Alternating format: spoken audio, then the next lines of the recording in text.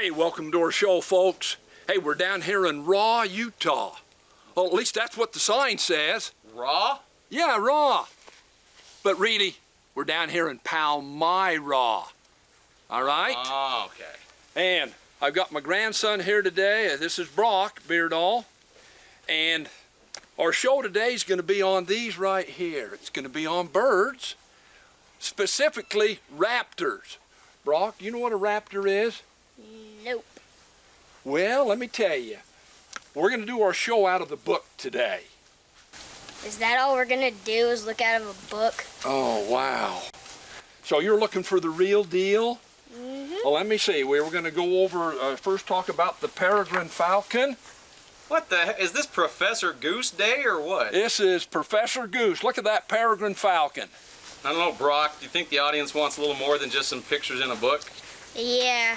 Well, we've got the real deal here today, people. Got my good friend Ben Woodruff. He's going to come in here. He's the expert. He's not only knowledgeable, but he's funny also. So come in, Ben. Oh, there you are. How's it going, Goose? Good, man. Good to see you, Good. man. Yeah. Hey, how's it going, Brock? Good. Brought a friend out for you today. This is Tiger. Tiger is a peregrine falcon. And as you can see, Tiger was born with no head. So we had a robotic head installed. Works pretty good. At least that's what all the kids say. They wonder what this thing is on his head. Tiger is a peregrine falcon, and he's wearing a hood right now. And a hood keeps him calm. Keeps him from being scared of birds flying overhead or really loud kids. Let's go ahead and take it off and see what's on underneath. Okay. Now, falcons have been trained by people for over 4,000 years in an art named falconry. Now, falconry is basically letting a bird go free in the wild and do what it wants to do, which is hunt. And then if you're living a long time ago and you need dinner, you can have your bird catch your dinner for you. Ben? Mm-hmm. Folks, did you ever think you'd see a goose side by side with a falcon? Don't get too close, Goose. Wow, is this something else? Look at that. Is that a beautiful sight? Who's got the best profile? The goose or the hawk? Or the falcon? Beautiful, ain't that? I'm not making any comment.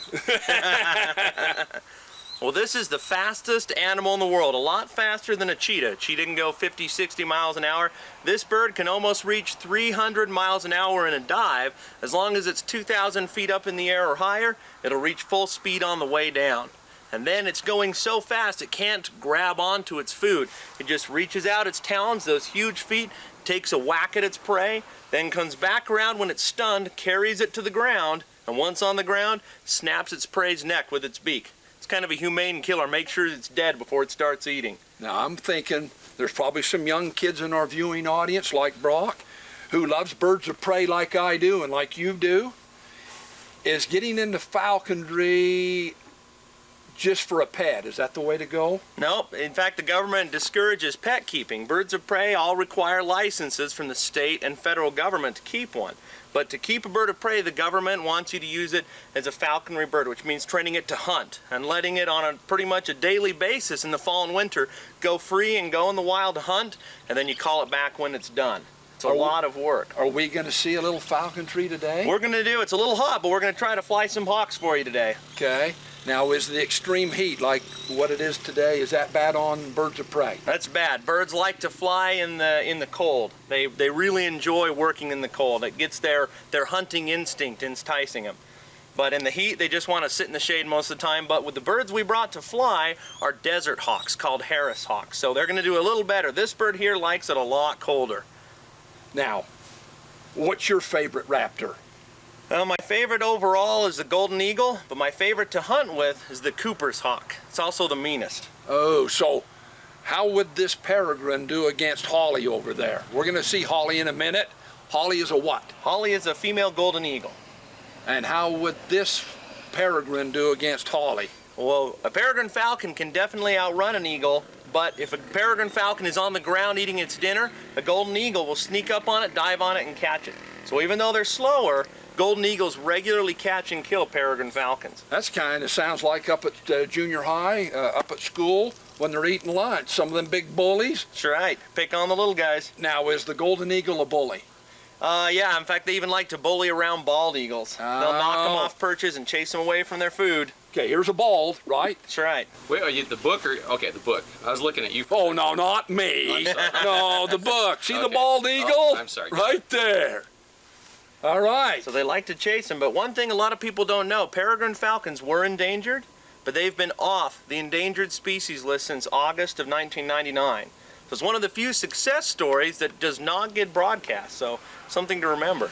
I know as I was brushing up, because I wanted to be knowledgeable with you here, it said that DDT and the pesticides were its greatest culprit. Exactly.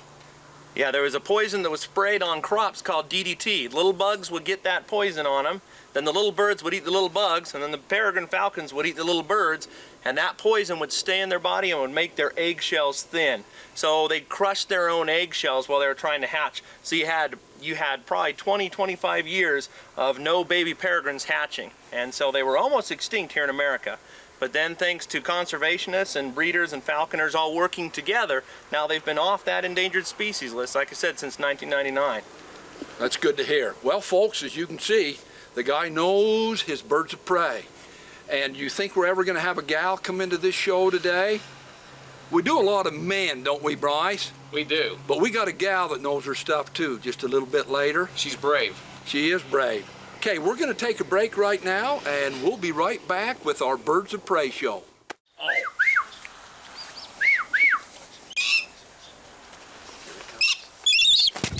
Whoa! Is that something? Flew right at the camera there, Goose. Is that something?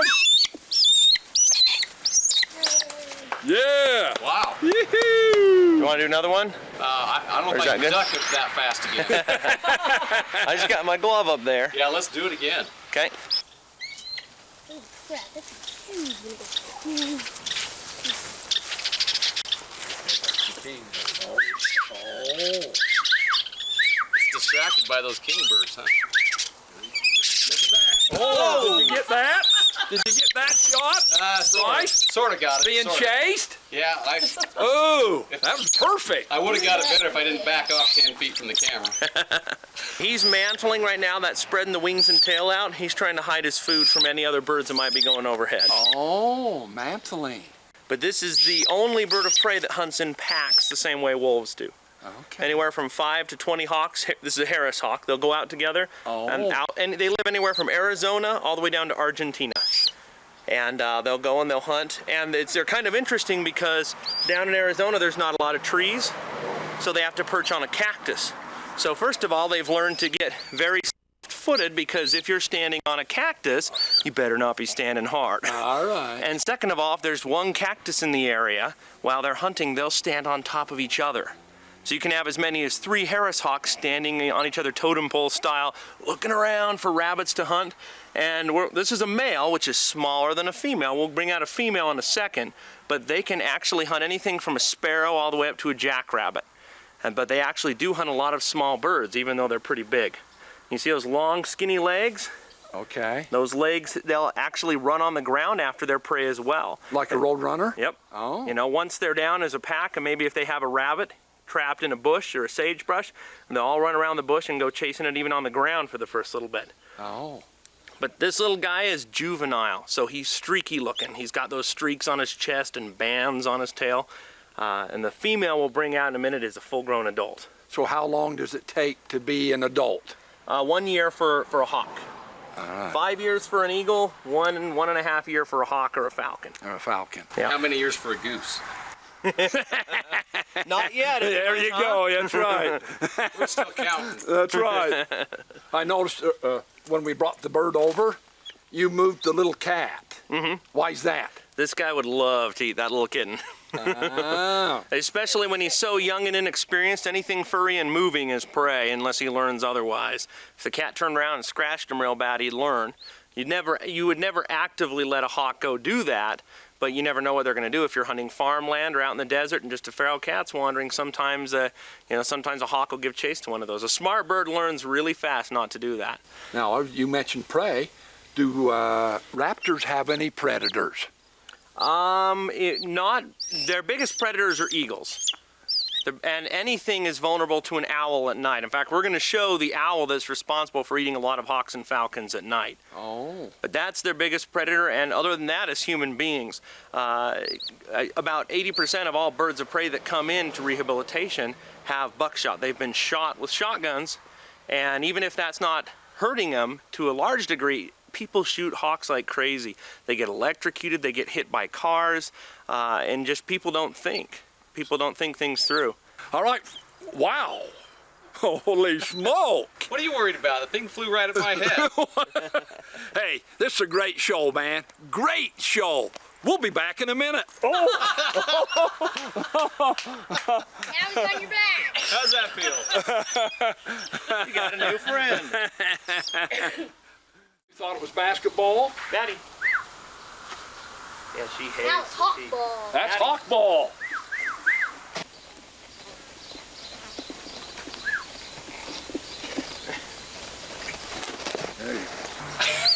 Dun dun dun. Sorry. Take the microphone away. All right, we're back. Hopefully you didn't touch that remote or that dot or whatever you got. Now we're gonna meet the females. We're gonna meet the female falcon, right, Ben? Harris hawk. Oh, the Harris hawk, excuse me, the Harris hawk. And then we're gonna meet our female guest, which is Patty Richards. If they'll come in now, the females, the best part of the program. Right, Ben? That's right. That's a lot better looking there, Goose. Talkers. Oh, sweet talkers. Now you work for, I do wildlife rehabilitation. and what does that mean for our viewers? We take in injured, orphaned wildlife, a lot more raptors than we do mammals, and then release them when they're able to go. Now, are there any that you've had in the past that are never released? We do have some that are not releasable, and thereby they have to be put on an education permit, sent off to a zoo, or if not that, then they do have to be euthanized. Oh, do they? Wow. Is that hard to do It is very hard to do. when you get attached to? Yeah, Okay.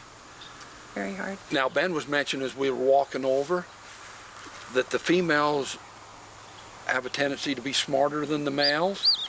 All the time. Oh! Is that even? Can you believe that?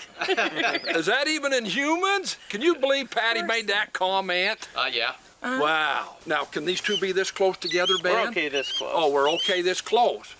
If we So- got any closer, then what?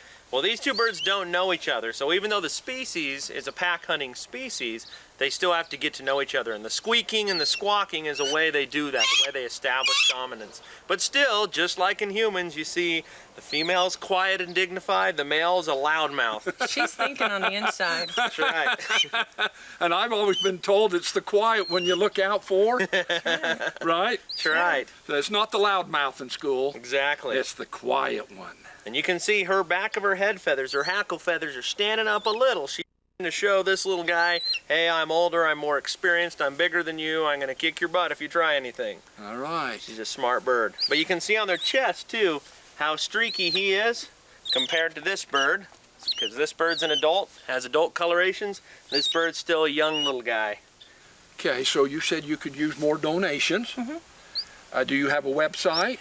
We don't. I'm looking for a volunteer that can put one together. Oh. Yes. Do we have any volunteers out there in our viewing audience? Okay. Bryce is nodding the camera, yes.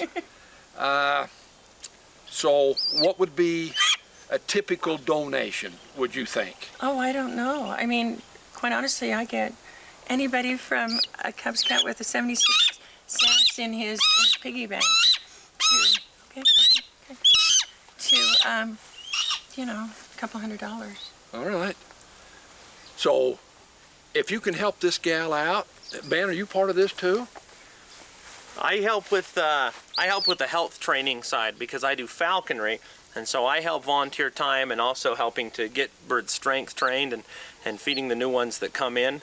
But Patty and I also do educational programs to increase awareness, and we'll show you some of those birds in just a second that we use. Because a lot of people don't know that we do this and that Patty works her tail off trying to save all these animals. So by bringing live birds out and showing them to schools and scout groups, We She's try got a to lot increase to that say. awareness. The female now is talking. That's right. Usually they talk when you don't want them to, right? Well, You're that's mentioning, right. you're mentioning money, okay? Yeah, we're mentioning money, so the woman's talking, see? All right. Well, should we show some of the birds that are... I got a question though first, Goose. You got the hunter on your right, and you got the rehabber on your left. Isn't that a little bit of an odd kind of a combination? Is that odd, Ben? It seems odd, but it's a perfect match. Because a falconer's goal, it's not keeping a pet. A falconer's goal is to train a bird and help it to be as fit as possible. We measure our bird's weight in grams, and we try to get them as healthy and as fit, just like an athlete. Hey, A birds like to cheerleading talk. group here. Hey, And in rehabilitation, that's kind of the same goal. So we're trying to use some of the same principles in falconry to get rehabilitation birds healthy and ready to go to the wild. but you said these women don't talk. Huh? Wow. All right, Ben's went to the truck to get some more birds, and as soon as he brings one back, or several back, we'll get started again.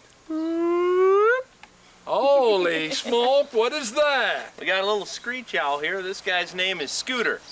And he was hit by a car. Patty nursed him back to health, but when they went to set him free, hit a tree. It's no good. He's blind in his left eye. He has a detached retina. So this bird was so far gone when Patty got him, he had maggots coming out of his nostrils. That far gone. But she nursed him back to health. But since he was not able to go back to the wild because of that blind eye, now he's on a special license, and I use him for educational programs to teach people about owls and about wildlife rehabilitation. See, now I thought screech owls were huge. And they don't screech either. They coo like a dove. Oh, Just about every other owl in Utah screeches except screech owls. They That's just kind of coo interesting. like a dove. all right, Bryce, now we're going to go over to Patty. What's Patty got here? This is a great horned owl, and her name is Shadow. Shadow is panting because she's hot, because she's wearing a down coat. This bird's neck is only as big around as my thumb, and it's that long. All the rest is feathers. She looks like Arnold Schwarzenegger. I have no neck because I am buff. But this is all fluff, all fluff. Now, you told me owls are so dumb. Owls, well, compared to other birds of prey, they're that's okay. They have night vision, silent flight, and so they don't need to be particularly bright to be able to hunt. This bird's eyes are just fine, but this bird was illegally imprinted. And so this bird thinks she's a human, which makes her not eligible to go back to the wild. If you can imagine, if you're on a picnic and some owl lands on you begging for food because it thinks it's a human. You might want to do a close-up of the talons. The talons, Bryce, close up of the talons. She has feathers covering Oh. her toes. That keeps her warm at night. Most birds poof up their chest feathers to keep their feet warm at night. Owls can't, well, they don't do that because they're out hunting. So their toes are exposed to the cold. So most owls have these fluffy feathers that almost looks like fur covering those toes. But a lot of great horned owls come in for rehabilitation that are hit by cars or shot. Now, you mentioning shooting. What is the fine or the penalty for shooting a bird of prey?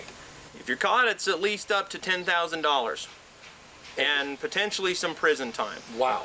So, And why is that, man? well, they're protected by several sets of laws. Most notably, the Migratory Bird Treaty Act makes it illegal to kill, to own, or have even a part of a bird of prey without proper permits. Feathers, nests. Oh, you can't even have a feather. You can't even have a nest. Oh. But I think what happens a lot of times is hunters go out hunting doves or pheasants, and if they're not having any luck, they see an owl or a hawk sitting up in a tree, makes an easy target, they get bored, and they shoot it. It's really sad. That's how a lot of them come in. A lot of kids just playing around. So what would you like to tell our hunters that do that? Two things. First of all, don't ever shoot a bird of prey. Second of all, if you ever go rabbit hunting, don't use lead shot. And we'll tell you why because of the next bird we're going to bring out. Welcome back. I told you this is going to be a great show. I love birds of prey, and I know these people do, right, Patty? That's right. Ben? Absolutely. Now look at this. Look at this dandy right here. This is the golden eagle. This is Holly. What do you think about Ben? Ben, what do you think about Holly? Holly's my girlfriend, or at least that's what she thinks. Since I feed her every day, and that's the normal procedure for a guy to give the girl the rabbit, that's like flowers to her. So she's quite taken with me, and I'm quite taken with her. She's a baby. She's about 16 months old. She got West Nile virus. She came in completely blind from the virus. Patty nursed her back to health, was given a vaccine and even a blood transfusion, but she's not eligible to be released because this eye here is partially blind. Oh. Even when the swelling went down, some blindness remains, so she can't hunt. She can fly, but if you can't hunt, you can't survive in the wild as a predator. West Nile affects the brain, but also affects the left eye. As it swells, it just affects usually both eyes, but the permanent damage is usually done to the left eye. See, now I didn't think a mosquito could get under all these feathers. Somehow they get through, but if they survive the virus, they're not going to get it again, and they're not going to give it to a human. But the sad thing is she can't go back to the wild. But she's kind of the star of our educational programs. People like to see her. But she's, again, a great tool to teach. A lot of these birds are shot. Again, such a big target, people shoot them out there, and the fines are much stiffer on an eagle because there's a whole other set of laws protecting them. But as I was saying earlier, a lot of these eagles eat rabbits that have been shot. So if I ever hunt rabbits, I always shoot with steel shot, because an eagle will see a fresh shot rabbit out in the desert, come down and eat it, then it'll get lead poisoning and it'll get brought to Patty. There's nothing Patty can really do. She has to watch it slowly die. It's a hard thing to watch.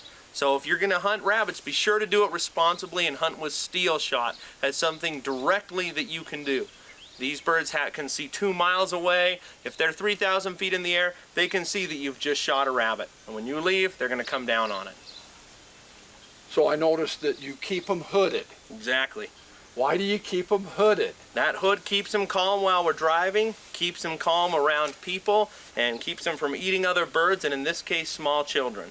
But when we're hooding birds, at first they can be a little reluctant, but it just keeps them calm. Once it's on, they typically think it's time to go to bed. What about hooding owls? Now, owls cannot be hooded because these side feathers here, those are special hearing feathers. All of these feathers would be crushed if you put a hood on. So we can't hood owls. So owls have to travel in a box.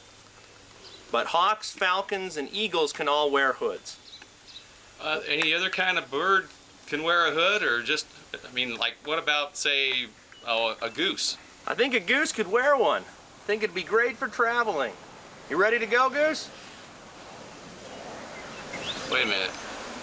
That looks an awful lot like your eagle there. Specially crafted goose hood. Manufactured right here in Utah Valley. Does your wife put that on you sometimes when she wants you to behave? I don't know. I think he's got a bird brain there. He's not even responding. Calmed right down. Yeah. The magic of the hood. Well, maybe you'll sign off for us then here, Ben. All right, thanks for watching, and keep watching the skies. And what is it you always say there, Goose, at the end of every show? Remember, we love you. Nod your head if you agree with that.